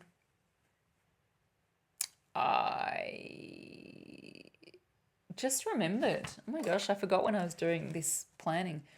I did a video, which you might want to watch, called Why Does My Flute Dribble? So I'm just going to put a link for you below this video. Video on dribbling. The only time it causes problem condensation is if you start to get spit bubbles, which is when, I call them spit bubbles, which is when the condensation seals the key so that when you open it doesn't actually sound like the key's open. So there's a video on that too, which I'll put below, which is how to get rid of spit bubbles. They're older videos, but they're still good. I don't think I present as well. Like I've got a boring background and maybe my hair looks a bit bad. But the content is still top notch. The other thing, Anna, is make sure you clean your flute after every time you practice to get the moisture out from inside your flute, because you don't want your flute to stay wet when it's in its case. Now, the other thing is if you're actually spitting, like out of your mouth spitting, like saliva, producing too much saliva, I found that if I have dairy before playing, it makes me kind of dribble a bit more, but not to the extent that you're saying, but it does make me feel a bit spitty. If that's not the case and you're still finding that you're spitting, go and do the free mini course on tone, because on instantly improving your tone. It shows you the right embouchure, because it sounds like if you're spitting, it sounds like maybe you're not blowing correctly. I'll link to that mini course for you below. Okay, Bonnie says, hi, F sharp is difficult and ugly on my flute. Help. So Bonnie, I wrote welcome to flute playing life. It's when I say that, it shouldn't be, I mean, you don't want it to be hard, but it's the hardest note on the flute, F sharp, high F sharp. Or one of the hardest, the highest common note on the flute. And I want to link to a video about why high E is so hard on the flute, because I mentioned about why high F sharp is also hard. The other thing that I want you to do is see if you can start improving your way of playing higher notes on the flute. Not that high, but like the middle register high. Do the free mini course I've linked to below on how to make high notes easier. It's really, really helpful. It's the beginning of learning the real way of playing high notes, which will eventually make your high F sharp easy. So I find that quite easy to do because I have the right embouchure technique for high notes in general. And so much so, like it's so much the right technique that high F sharp doesn't bother me. If I'm out of practice, high F sharp bothers me. It's the first note to go, the first note to not come out if I'm out of practice. So I feel your pain, in other words. Kay says, my issues are with breath control. How do I make it to the end of a long phrase without dying? Smiley face. Also, breathing quickly, deeply, quietly. Do you have anything rebreathing? I'd like to hear your tips. Yes, I have loads of advice on breathing. There's a whole module in the Flute Academy on this, the whole breathing module. This is how many tips I have. If you're dying at the end of a phrase, not literally, obviously, it's likely because the hole in your mouth is too big. That's the sort of thing that makes you lose air really fast, is if this hole is even slightly too big. Do the tone mini course if you haven't already. Now, if your breathing is noisy or it feels like slow and laborious to breathe in, it's because you have tension. Funnily enough, there's a whole module in the Flute Academy on tension, removing tension. And that module comes directly before the breathing module, because to breathe properly, we need to remove tension from your body to free up your throat, your mouth, your torso, to then be able to learn the correct way of using your whole body to breathe. I call it the whole body breath. That's in the breathing module. So step 1 for you, try and relax yourself. I know it's difficult without specific instructions, but that's what you need to do, is relax your throat, relax your body, relax everything you possibly can, bit by bit. And then step 2 is to see if you can breathe in with less obstruction. So less noise, less obstruction, and it will be faster and it will be more silent. Okay. Aria says, I know how to double tongue, but I can't get it to sound as crisp and clear as I would like. Yes, I have tips all right for you, Aria. Okay, if double tonguing is not sounding clear, I've got a good demo for you as well on this. Double tonguing is da, ga, da, ga, da, ga, da, ga. Or ta, ka, ta, ka, ta, ka. Same thing. Identical. I work with da, ga just because I'm used to it. You have a lifetime, maybe not a lifetime, you have a lot of experience. You're probably an expert at da, da, da, da, da. If that's clear for you, just your normal tonguing in other words, awesome. When you learn how to double tongue, you've got your da, da, da, da, da, da, da, which you're an expert at, and then you are suddenly adding go, go, go, go, go, the go into this, and you're not an expert at this because you haven't learned this before. So you've got da, which you're awesome at, and g, which you're probably not awesome at. So what you need to do is even up your awesomeness at g and make it as good as your da. So play a piece, a scale, anything you want, and tongue, ga, ga, ga, ga, ga. So all g. So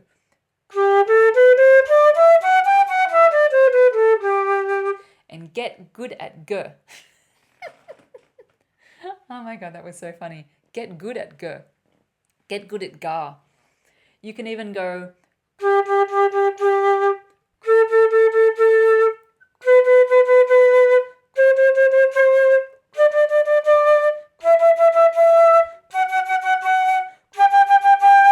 that was all g. That's my computer keeps going on to sleep mode. That was all ga ga ga ga ga ga ga ga ga ga. You want your g as good as your d. When you can do that, put your double tonguing back into action. It's going to be heaps better. Here's a demo for you. So this is Bedineri as well, which I demonstrated a few minutes ago. This is a double tongued piece because it's so quick and tongued. I'm gonna demonstrate it good first. So with clear double tonguing.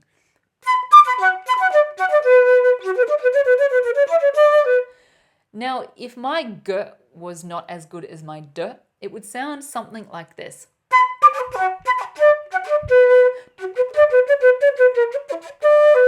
So I deliberately made that sound terrible because I was deliberately making my g sound terrible.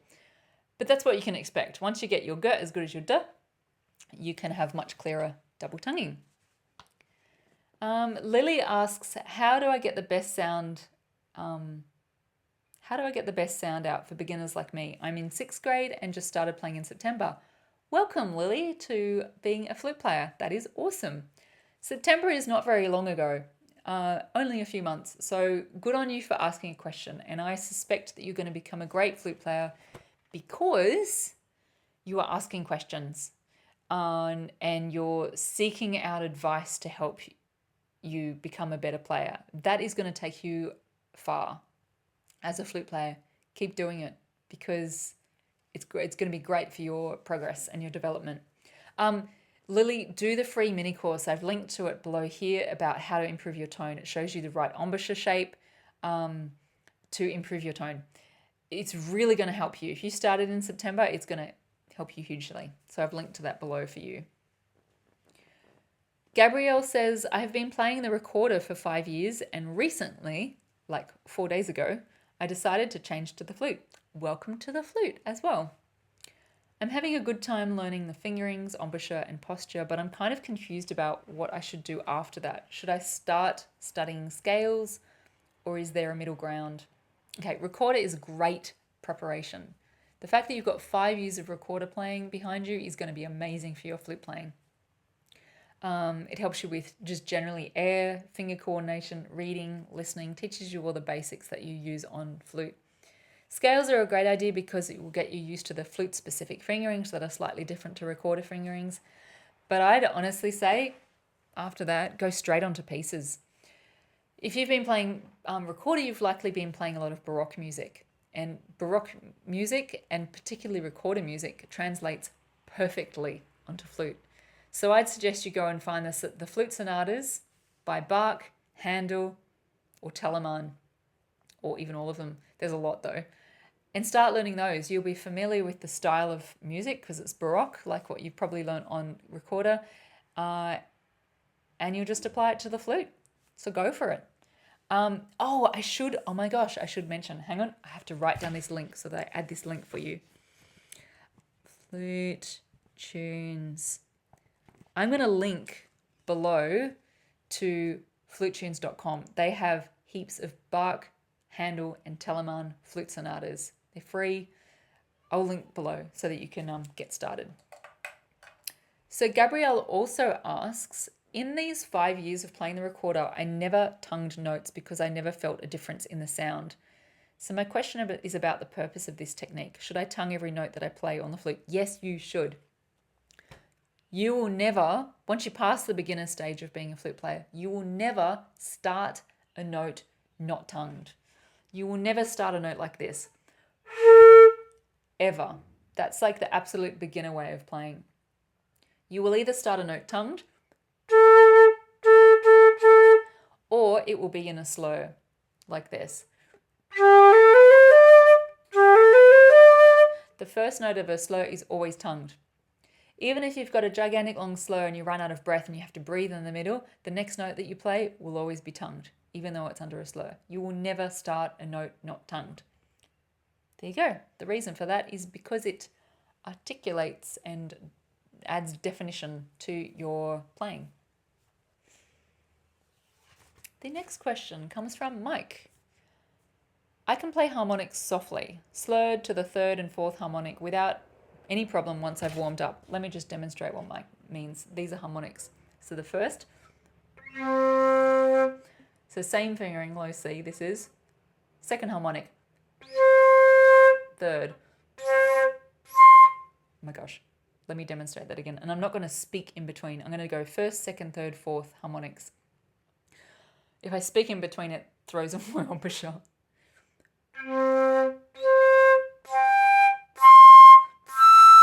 So they were the first 5 harmonics using the low C fingering. That's what he's talking about. He said he can do that no problem. However, if I play more loudly on my Yamaha, I often find that some mid-range notes crack and jump to a higher harmonic. This never happens with my altus, and I wonder why. My best guess is that the cut or the composition of the head joint on the altus is just better. Any idea why I crack the notes and how to avoid it? Or do you think it is better? It would be better if I just put the Yamaha away and keep it as a spare, as the altus now seems to work much better for me. So in my experience, harmonics are harder on cheaper flutes, cheaper, nastier flutes. So you've got 2 ways of going about this, and I suggest you actually do a combination. I think it's actually a great idea. Just use the altus because it sounds like your altus is a good flute. I would guess that your altus is a good flute because it's a good brand. Yamaha is also good, but I don't know. I just seem to think that your altus is a better flute, especially if the harmonics are working on it, but not on the Yamaha. So play the flute that you sound better on, that you can play more easily and you sound better. Great idea. But if the Yamaha is difficult to play precisely, get the harmonics precisely, it sounds like a really good challenge for you, like a really good exercise in precise embouchure, position, movement, shape. So you could use the Yamaha flute just to really fine tune or hone in on your embouchure skills. but use the outest to sound good. Okay, Laurie asks, many studies end with a high note and then a low note. Mostly this note is also marked forte. For me, this is always difficult to play. Are there any tips to play and end a piece like this better? Yes. Oops. So I think this is what you're talking about, Laurie. Like for example, a piece might end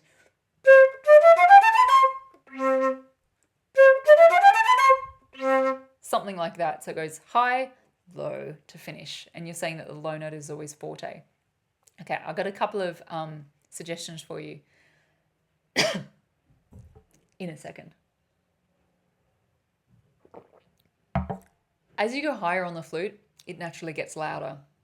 As you get more experience as a player, you learn to compensate. And so one way of compensating is as you play a passage like that, what I just did where it gets higher, you actually decrescendo on it so that it all sounds even volume. That will avoid you blasting out the high notes really loudly. It will also give you the impression of the lower note being louder. So that's like a what to do on the high notes. On the low notes, relax your embouchure more. See if you can have the feeling of spreading out your low, your bottom lip on the low C. So it really feels like I'm spreading this, which involves being relaxed as well. So see if you can help that. See if you can use that to help you get the low note stronger and also decrescendo up to the high note so that it's not as loud up high. Okay, so there you go. Ooh, we only have a few questions left. Leonard says, my embouchure continues to be unstable and changes even in a 30-minute practice. Do you think with your experience that it will improve with practice, or should I try to change the position of the hole? When I whistle, the hole is formed on the left side, but whistling and flute playing is rather different, isn't it? Yes, it is. Maybe should I try to use the same position of the lip plate and tone hole as James Galway? Maybe I should increase and practice 2 or more sessions each day. Okay. Yes, you're right. Whistling and flute playing is a completely different embouchure. However, if you whistle out to the left, it shows that your mouth has a tendency to move that way. So basically that's a really good observation. Now, I think you need to work with what's comfortable. If you find that your hole in your mouth is offset to the left, I wouldn't suggest trying to straighten it up. If you can't easily straighten it up, just work with what you're doing. Work with it and develop your tone slightly offset, with your embouchure slightly offset. Heaps of good flute players, heaps of pro flute players have their embouchure not quite symmetrical. Everyone has a different shaped mouth, and if your teeth inside are crooked, it will force your embouchure to be a slightly different shape. I used to play like with my flute like that, and it was because my bottom teeth were crooked. Don't go to sleep, computer. Then I got my teeth straightened about 5 years ago. I got Invisalign and my bottom teeth are straight now. So, but I had to sort of force myself to get in the habit of playing straight. But you'll see, I don't know if you've noticed this, when I go to play, I always start like that and then I play straight. I'm in such a habit of that, but it doesn't matter. I've made myself play straight because it was easy to do. If it's easy to straighten up your hole, then go for it. And if not, just work with what you've got. It doesn't matter. So, and your comment about James Galway, he's great. You can trust anything that he says about flute playing. And if his position works for you, then run with that. Just find a comfortable spot and stay with it, and then improve your tone from there. If you want to practice twice or more a day, like if you want to and you feel good about it, go for it. But honestly, if you practice once a day, that is amazing, and you will improve really quickly with once a day. Okay. Ashley asks, how long should it take for a beginner to actually learn to play the flute? Ashley, it's like learning a foreign language. To learn a foreign language fluently, completely fluently, it will take you years. To learn a language to the point that you know a few sentences and you can get by, might be a couple of years, or to learn a few words in that new language, it will just be a few weeks or months. So that's kind of that is actually directly comparable to learning the flute. There's all different stages along the path of how good you will be. So you'll definitely start to learn to get a good sound, play a few scales and pieces within, like simple pieces within a few months. So I hope that gives you some idea. Marilyn says, one of my issues is getting the low C to come out when I'm moving from a higher note down to that low C and then back up to a high note. Go check out the video why you can't play low C, just to check whether it's you or the flute. I'll link to that video for you here, as in below this video in your question. And also, like I just mentioned a couple of questions ago, for that low C, think about spreading your bottom lip. Like it is relaxed, but more than relaxed, think of spread. That's what I think of to get the low C, and hopefully that will help you a little bit as well. Martin says, my question is to do with articulation in the third octave. I've always found it very difficult, nigh on impossible, to maintain an embouchure when tonguing up there as I think of it. It's worse on notes like E. My flute doesn't have a split E. My tongue seems to disturb my embouchure somehow. So basically what he's asking is, how do you tongue up high? Because he can't do it, and it sounds like it feels like his tongue disturbs tonguing. Big secret for you, Martin. Did you know that as you tongue higher on the flute, your tonguing position moves forward, your tongue moves forward in your mouth? There is a whole lesson on this in the Flute Academy. It is day 37 advanced in the Flute Academy about how your tonguing position moves forward, and I'll give you an exercise as well about how to actually get used to that tonguing position. Try that out. As you move higher on the flute, move your tongue further forward. You get more precise tonguing, and it's clearer, and it's also faster. Okay. Oh, do you want a demonstration? Let me give you a demonstration. Okay. I'm going to do this with my tongue moving forward, which is my normal way of playing up high. Yeah.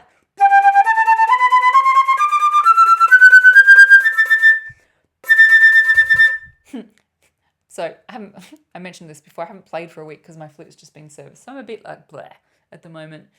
So my tongue was moving forward, and it makes the tonguing sound crisper. If I don't do that, if I just keep it in the da, da, da, da, da spot, it's not as clear, and it's not as crisp, and it's not as fast. I'll do the same thing with my tongue in the same spot. Just da, da, da the whole time.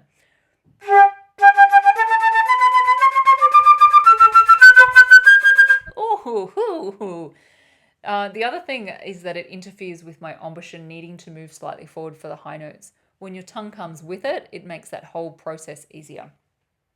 There you go. Big secret. Hope it helps you. Paula says, of late I have started to have terrible embouchure days to the point where my notes disappear and I can't even make a sound. I'm trying to understand why this has happened, since before this I was doing so well. But I seem to be having more and more days like this. I feel like I'm struggling with the notes now and really having to push them. Have you heard of this happening before? So this is an interesting question, Paula, because it sounds like it could be your flute.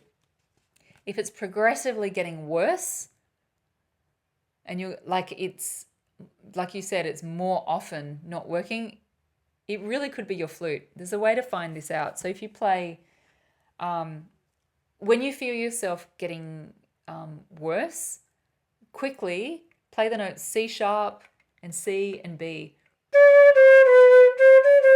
See if you can actually get a good sound on those notes. Also up high. If you can, but you can't play other notes that use more of the keys, it sounds like it's your flute and you need to take it to a good flute repairer. If, however, it's your entire embouchure that's off, even C sharp, which uses no keys, in other words, if the mechanism is playing up, your C sharp will work. If it's your embouchure or U that's playing up, your C sharp also won't work because it's relying on up here rather than the keys. If you get to the point where you actually can't get a sound on your flute, I'd say up here has slipped out of position. So you could try using a mirror and see if anything is different. You might not see anything because it's such a slight movement that makes such a big difference. If you haven't done the free mini course on tone, go and do that, because that will just make sure that you've got yourself in a consistent position when you're playing. Okay, Stephen says, I bought a new Yamaha flute 2 months ago, and while I was carefully cleaning the flute, my trill rod came loose, and the culprit was a loose pivot screw. I was able to carefully put the rod back into place, and with a jeweler's screwdriver, carefully screwing it back in, not too tightly, being mindful not to bind the mechanism. Very good. My question is, if this is a common occurrence as a flutist, owning a new flute or flute in general, throughout the time of having the instrument. I think I put intonation in the wrong spot. My question is if this is a common occurrence as a flutist owning a new flute. It happened only once, and the flute still plays beautifully with no visible damage to the flute or its mechanism. I'm a 38-year-old, patient and careful, gentle flute owner that has OCD literally and figuratively when it comes to taking care of the things I own. Awesome. You sound like the perfect person to be able to fix your own flute, which you'd prove that you can do. It's a simple thing that went wrong, but it can be very dramatic when a whole rod falls off. So your question, is this a normal occurrence? No, it's not. It happens from time to time, but most flutes will go through their life with this never happening. The better the flute, the less likely this is to happen. My flute is a good flute, and the screws that Stephen is talking about are these little screws on the end of the rods. There's a bunch of them on the flute. He's talking about when they come out and they get so loose and you don't notice them come out so far that the screw falls out and this entire rod falls off. That's bad because it can break. In Stephen's case, he found the screw and he screwed it back on with an appropriate screwdriver. That's what I do to my students' flutes if this ever happens. My good flute, they never even come out. Like, even if I didn't service this for 2 years, which is what happened up until yesterday, they were not even out because I keep an eye on them to make sure it doesn't happen. Good flutes, it doesn't happen. Good student flutes, they can start to inch their way out, and I always teach my students to keep an eye on those screws, and if they do start coming out, even just like teensy bit like that, I screw them back in, not tight. It's really good, Stephen, that you knew not to do it tight, and that prevents rods from falling off. Sometimes if I don't see it in time or a student doesn't see it in time, a rod can fall off, and the student, I just think of the last student about a year ago this happened to. She was so panicked and she was so upset. She thought she'd broken her flute, but I did what you did, Stephen, and I put it back together. She still had the screw, and I screwed it back into place, put all the little springs back into place, and it was fine. But you don't want that to happen in case the rod falls off and breaks. So there you go. That was my answer. 3 questions to go. Candy says, I need the Ian Anderson sound, which calls for a silent singing approached by using my falsetto voice, perfecting the fundamental single tonguing action. Can you please explain how to do this technique of singing while playing the flute? Yes, I can. I've already explained it actually in a video, which I'm going to link to you below this question of yours, below this video, about how to sing and play the flute at the same time. I'll show you what Candy means. Singing and playing. I'm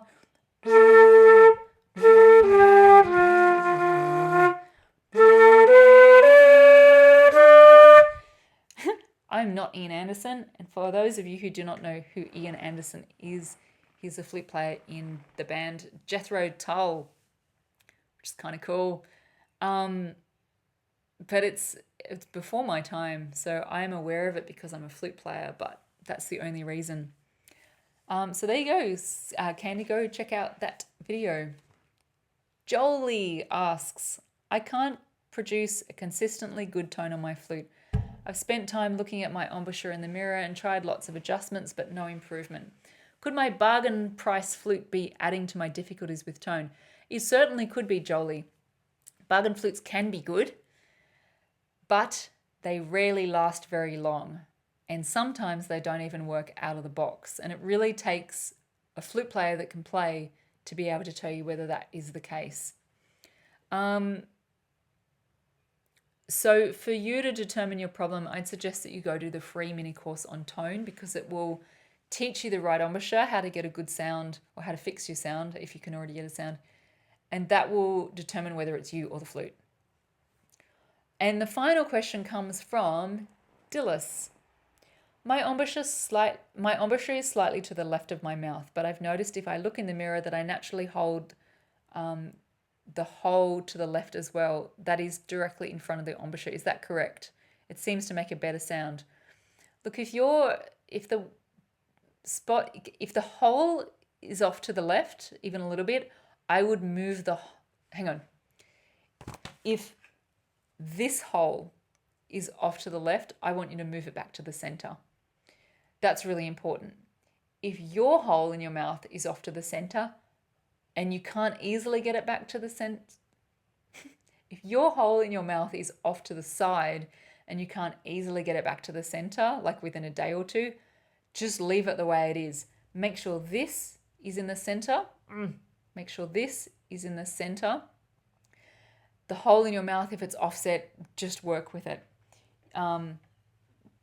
We've all got like slightly crooked faces, and if that's what you're used to, just work with what you're used to and improve your sound from there. Go do the free mini course on tone, improve your tone, working with an off-center embouchure hole, but make sure the flute embouchure hole is in the center. Oh my gosh, that's it. So don't forget, the Flute Academy has opened for February. There are 5 spots to get yourself a personal review this month. I've put a link to it I've put a picture on it on the side of this page, or if you're on YouTube, there's a link to it below in the description. You can check out more about what you'll learn in the Flute Academy at www.flute.school/academy. It's been great having you in this Q&A. Did I get it in an hour and a half? Oh, no, but I got it under 2 hours, just under 2 hours. Okay, so I really wanted to do this in an hour and a half, but 2 hours was kind of close. So have a great month. I'll see you next week anyway in the regular email that I send you. Good luck with your flute playing. See you later.